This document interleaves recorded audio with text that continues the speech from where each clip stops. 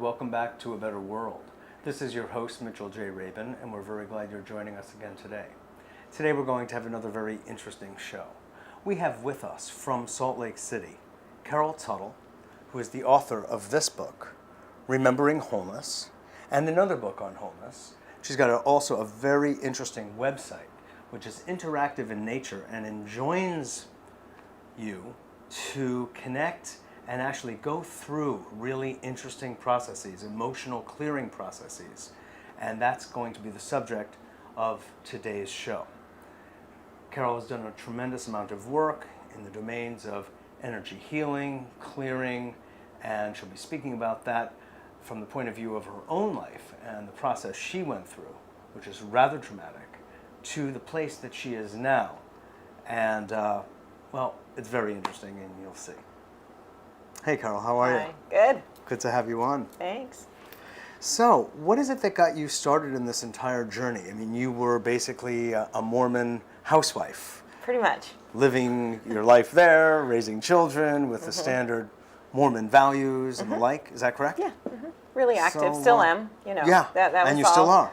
That and Yeah. I was really applying what I'd chosen as values and principles to live my life by, and just little by little. It was really after the birth of each child that And you have how many children? We have 5. We have 4 biological, 1 adopted, and after the birth of my 4th child, my biological youngest son, my world just fell apart, literally. And it's not like it was like, oh, it was just fabulous, the night before. It was just little by little, as those demands were put more on me, my ability to stay ahead of what my internal world, my internal mess, basically, that was brewing inside, the emotional problems that I had, a lot of what I would really classify now as generational patterns in my family that I was now starting to live and have to deal with in a really heightened state just came down on me.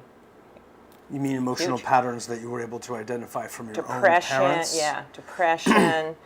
My mother was diagnosed with severe depression right after I was born. My grandmother was, her mother had severe depression, actually tried to end her life.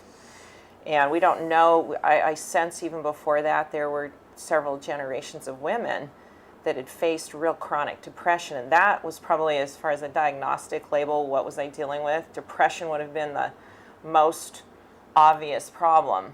The tons of rage. I was just a very angry, out of control woman, raising 4 small children at the time.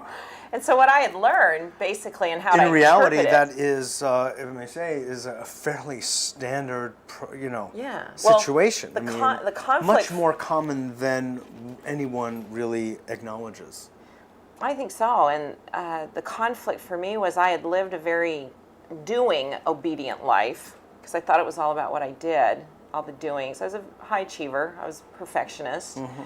So my interpretation at the time was if Virgo? No, I'm Capricorn. Oh, Capricorn, But, another one. There you go. Makes sense. I really thought if I had done all these right things, I was supposed to be happy. I didn't understand my commitment to my internal self and what I needed to know. It really started me on my journey. There's a scripture that was always very front and center for me, is that man is that he might have joy. And I thought, that's a joke. God's really cruel, and he's taunting us. Yeah. But it's like I took God, I went nose to nose with him and just said, I don't get it. By how I've been taught and how I understand it, I've done this all right, and I'm miserable. I don't even want to live. And I'm messing up my kids. I knew that. I knew the biggest issue for me that was my motivator was I am literally causing my children to live in a dysfunctional environment that's going to now, they're going to go on and do the same thing and worse. And it's going to spill over into society. Oh, yeah. And I knew rather that. than being major contributors or Yeah. minor, what have you, Yeah. they will be, kind of more negating things. Exactly. I knew I was just passing it on down, and it wasn't right. And I wish I could say my marriage was a motivator, that, my love and affection for my husband at the time, but there were so many issues with that. At the time, we stayed together because we have this joke. I'd tell him he'd have to leave, and he'd say, I'm not leaving our kids. And I'd say, well, I'm not either. so neither one of us would move out. And so we ultimately stayed together when we didn't By think default. when we didn't think we could. Yeah. And now it'll be 25 years soon, in a few months. And it's so right. It's the right relationship. We were meant to be together.